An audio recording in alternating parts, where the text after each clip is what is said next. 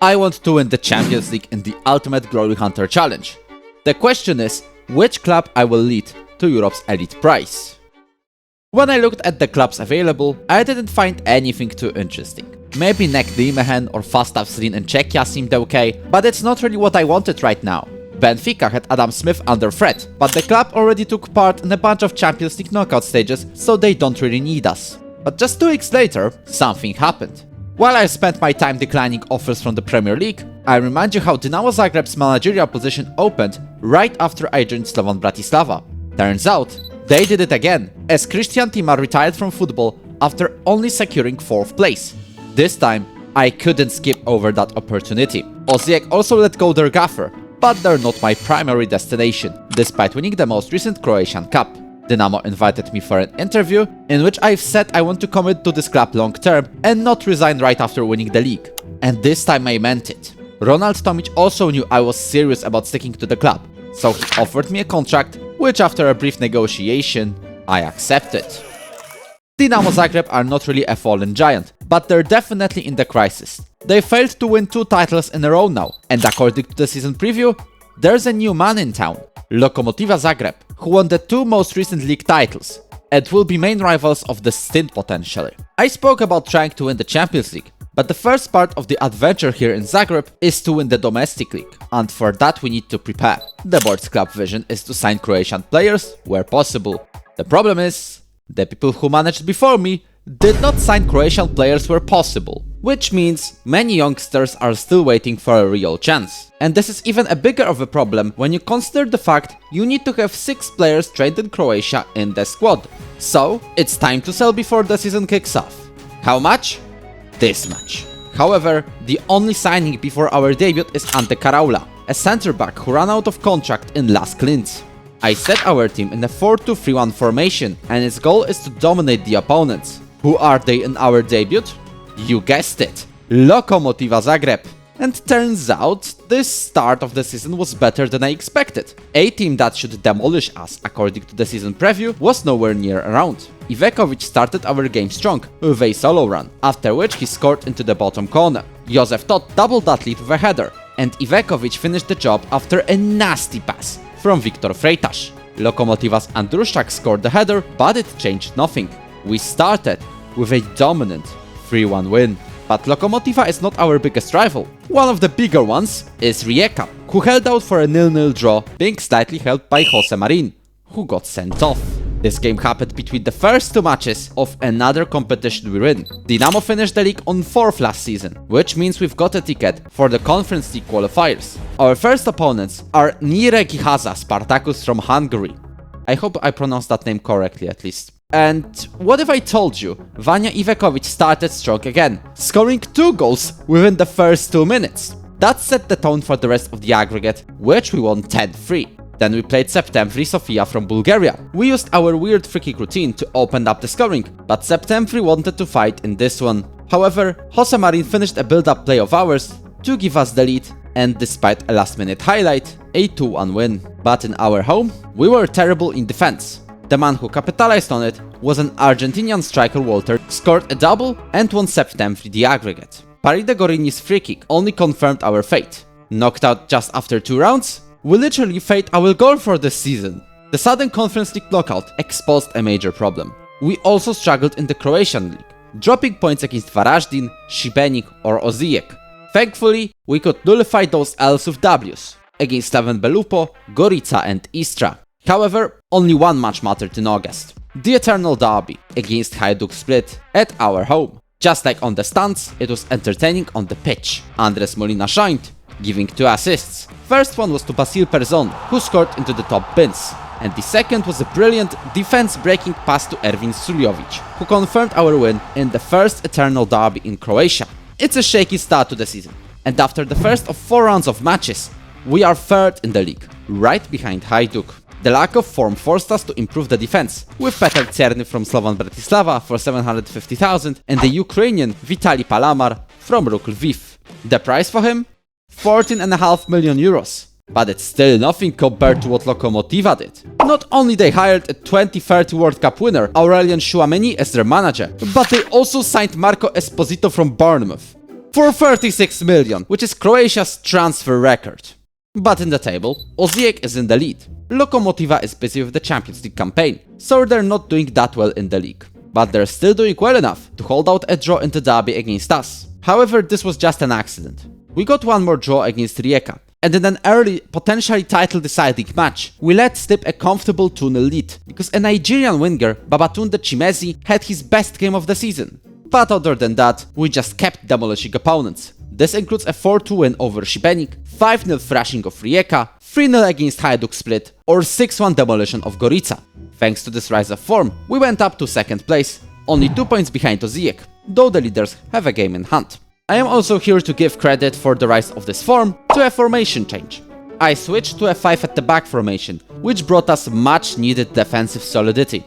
And the winter gave us a chance to make our squad a bit fresher during the transfer window. Our left winger, Erwin Surjovic, went to Lech Poznań for 4 million euros. And then, the sale has begun. Josef Todt joined Shanghai Port in China for 4.2 million release clause, and Andres Molina got a payday in Saudi Arabia for almost 10 million. At least, this fixed my budgets.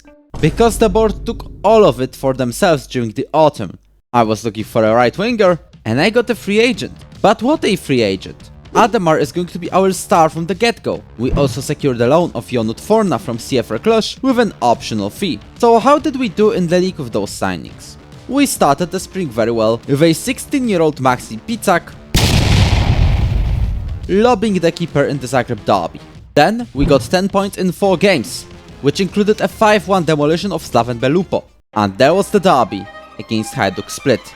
We started terribly, especially in defense. We were just giving the ball away at any chance to Hajduk, giving away 2-3 goals. But still in the first half, we gave ourselves some hope when Mario Maric finally scored a tap-in. I told our team how unhappy I was with the performance, and after the substitutions, it seemed to work. Peter Czerny scored an equalizer from a header. 81 minutes in, we thought we made it. Jonut Forna got to the cross first and scored the leading goal for us. Unfortunately, Jairo Vasa from Hajduk got to equalize almost instantly and salvage a draw in the derby. Legia Warsaw fans may have seen a similar game before. Looks like the second place is getting more and more likely, and the championship is slowly fading away in favor of Osijek. Unless we can turn the momentum in our favor and get a very important win against the title rivals. Turns out we actually won. Vanja Liber scored a massive goal 71 minutes in to reduce the gap to just 4 points. Make it 1 after our win over Istra. Why? Lokomotiva Zagreb gave a huge helping hand by winning 3-1 against Osijek away from home. That was massive news before the last round of games. We're 19 games unbeaten, and within 4 match days, we turned up and went from a comfortable runner-up slot to a potentially title-winning team. Unless we suddenly lose to Rijeka, who also won a week later against Osijek, so I say it evens out. We then had the final Zagreb derby of the season against Lokomotiva, in which we got an early penalty scored by Antonio Vidovic. This was enough to secure a win and keep our gap to the top at 1 point. We then secured wins over Varaždin and Šibenik. And Osijek? Not only did they drop points against Slaven, but also lost the cup semi-final on penalties to Lokomotiva Zagreb. Speaking of the cup, it will be the Zagreb derby in the final. Because we're there too, after we kept winning against teams from lower leagues. It is a double-legged final for some reason, both home and away. We'll look at it after we wrap up the league, where something I didn't expect just happened. We took the lead of the league with 5 games to go, which we kept after drawing against Slaven Belupo. Funny how us and Osijek keep being defeated by the same teams. So let's test if it's true. Hajduk Split first played Osijek and salvaged a draw. Will they draw against us in the eternal derby? No, Palamar finds Pirpić Bosanac, Forna, Jonut founds Liber! Liber scores! But I'm afraid it's offside. Gets the ball to Jukic, gets the ball to Ademar on the right side of the pitch.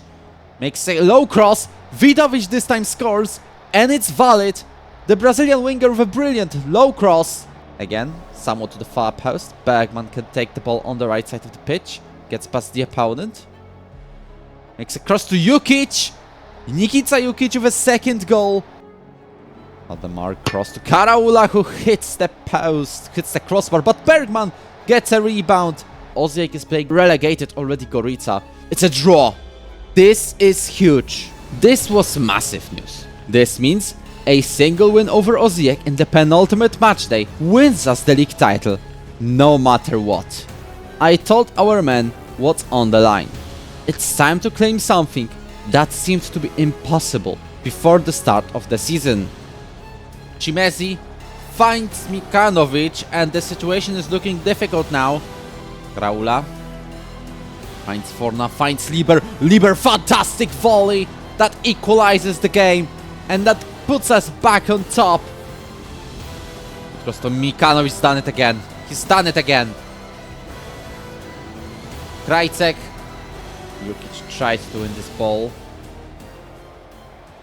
4. Absolute embarrassment right before the finish line. We're level on points with Osijek, but they're in the lead.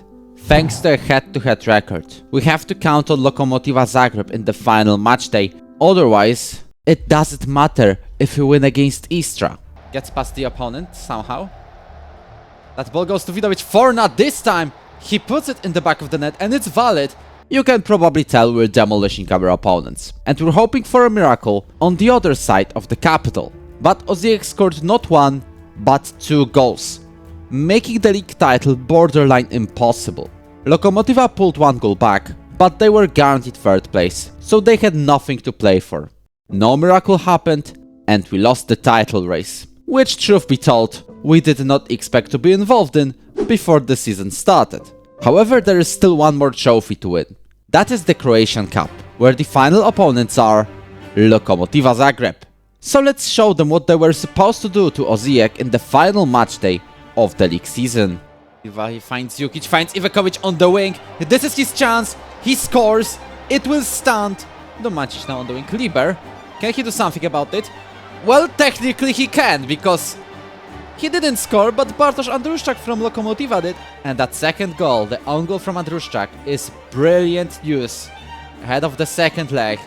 And with stoppage time approaching with yet another corner, Czerny scores a goal from that header into the far post. We win at least 1 trophy this season.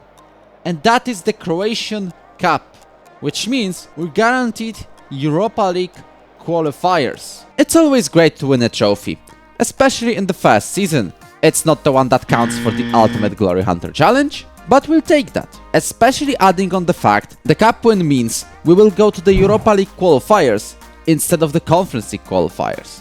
My goal is to stay in Croatia until we win Dinamo the Champions League, but first we have to claim the domestic league title. But that's the story for the next episode. If you enjoyed this one, make sure to hit the like button and subscribe to the channel. I will be very grateful for that.